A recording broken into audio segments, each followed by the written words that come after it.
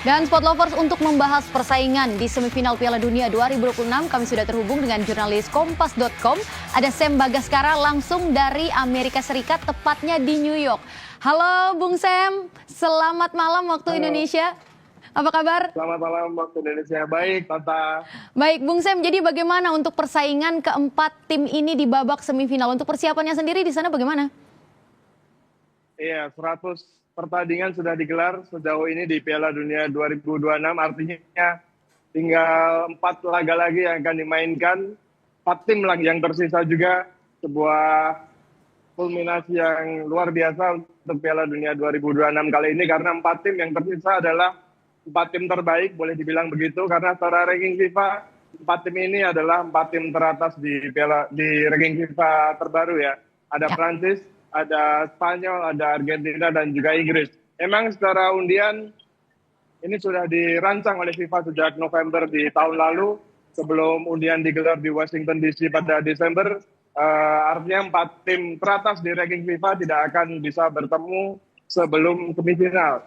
Kalau masing-masing tim ini akan memuncaki grup masing-masing, dan benar, Prancis, Argentina, Inggris, dan Spanyol semuanya berhasil memuncaki grup masing-masing, dan akhirnya mereka lolos ke semifinal dan saling bertemu. Inggris menjalani pertemuan yang sangat emosional dengan Argentina, dan Prancis akan bertemu dengan Spanyol yang nantinya akan juga terasa sangat emosional, akan memberi kesempatan bagi Prancis untuk membalas kekalahan mereka di semifinal Euro 2024 silam. Oke, baik. Bung Sam, duel yang paling dinanti-nanti ini salah satunya duel Inggris dan juga Argentina. Nah, kalau misalnya kita lihat dari secara statistik, sepertinya Inggris itu lebih memiliki keunggulan ya dalam rekor pertemuan. Iya. Kalau Anda sendiri melihat seperti apa nih? Iya, total kedua tim sudah 14 kali bertemu. Inggris memang secara rekor pertemuan mereka unggul 6 kali menang, Argentina cuma 3 kali menang, dan 5 laga berakhir dengan imbang.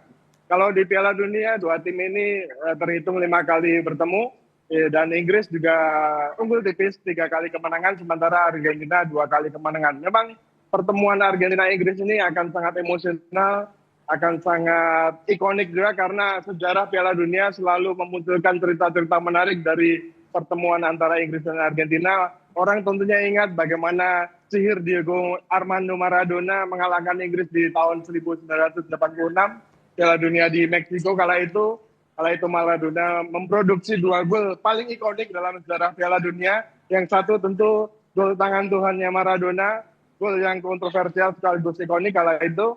Jika dia mencetak gol of the century, salah satu gol terhebat Piala Dunia, dia melewati beberapa pemain Inggris, meliuk-liuk menembus pertahanan Inggris, dan akhirnya melewati juga kiper Peter Shilton kala itu.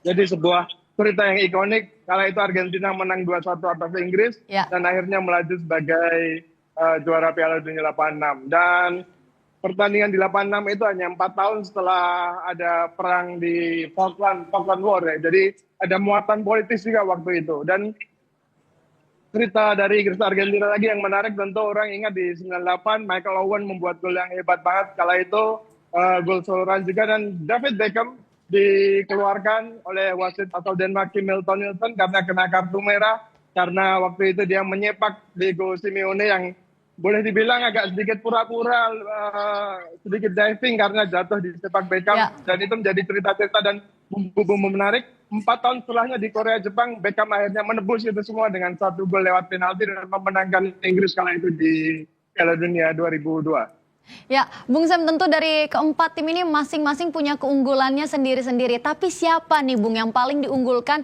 dari keempat ini? Apakah Prancis, Argentina, Spanyol, atau Inggris? Secara ranking FIFA sekarang Prancis ada di paling atas, di ranking pertama, dan Prancis punya rekor yang sempurna, masih 6 pertandingan, 6 kemenangan. Sebuah rekor yang bagus, dan 16 gol dicetak, 2 hanya kebobolan. Prancis sejauh ini muncul sebagai tim yang secara performa boleh bilang paling mantap, dan mereka bisa selalu menemukan solusi ketika pertandingan seolah ada melawan mereka. Contohnya ketika melawan Paraguay, mereka kesusahan menembus pertahanan Paraguay dengan tie war yang dilakukan Paraguay, tapi mereka tetap berhasil menemukan gol lewat penalti Kylian Mbappe. Saat itu Prancis punya kualitas punya penyerang-penyerang yang bisa membuat perbedaan. Selain Kylian Mbappe, tentu kita ingat ada Ousmane Dembele. Mbappe sekarang sudah 8 gol dan Ya. Dembele sudah mencetak 5 gol juga. Jadi Prancis punya kekuatan di lini serang mereka. Tapi Spanyol tidak boleh diremehkan juga karena mereka punya kemampuan untuk menguasai bola, mencegah lawan untuk membuat peluang berbahaya. Spanyol juga baru kemasukan 1 gol di perempat final kemarin karena kemasukan gol Charles de Ketelaere dari Belgia. Spanyol punya kekuatan pertahanan yang bagus. Ini jadi ujian besar buat penyerang-penyerang Prancis termasuk Kylian Mbappe, Ousmane Dembele dan juga nanti mungkin Bradley Barcola atau Desiree Doué. Oke, Bung Sam, yang juga nggak kalah seru untuk dibahas adalah tentang perebutan sepatu emas. Tadi Anda bilang kalau dari segi ranking Prancis ada di urutan pertama dan mereka memiliki Kylian Mbappe. Tapi jangan lupa Argentina juga punya Lionel Messi menjadi kandidat kuat nih untuk menambah pundi-pundi gol di semifinal nanti. Anda melihatnya seperti apa? Apakah Mbappe atau mungkin Messi kira-kira yang bisa mendapatkan sepatu emas? Betul banget Tata ya, kalau bicara Argentina kalau nggak bicara tentang Lionel Messi, walaupun usianya sudah 39 tahun, tapi sihirnya seperti nggak habis-habis, daya magisnya nggak habis-habis.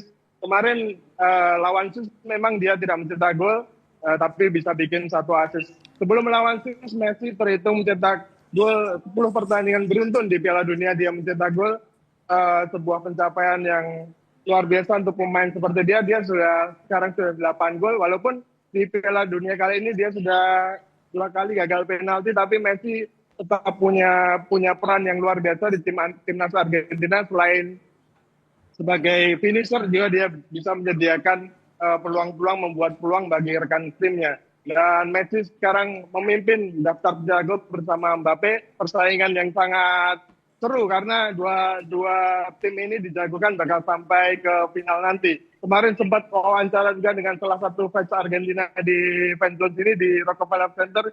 Dia menantikan betul pertemuan lagi antara Argentina dan Prancis di final ulangan Piala Dunia 2002 di Qatar kemarin karena dia sangat ingin melihat pertemuan lagi ya, adu tajam Messi dan Kylian Mbappe. Yang di Qatar Kylian Mbappe unggul dengan 8 gol, dia dapat sepatu emas kala itu, tapi sekarang Mbappe sudah menyamai bahkan torehan 8 golnya sewaktu di Qatar 4 tahun lalu.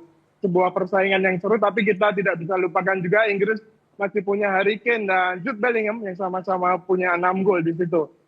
Dua pemain yang juga sangat tajam. Kemarin Kane lawan Norwegia memang nggak bikin gol, tapi Jude Bellingham bisa muncul sebagai pembeda dari lini kedua. Persaingan sepatu emas masih sangat terbuka dan mungkin 3 pemain ini bisa menjadi kandidat kuat yang untuk perebutan sepatu emas karena Erling Haaland sudah tersingkir.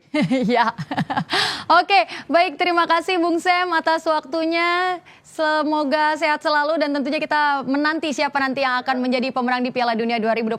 Terima kasih sekali lagi, salam sehat selalu Bung Sam.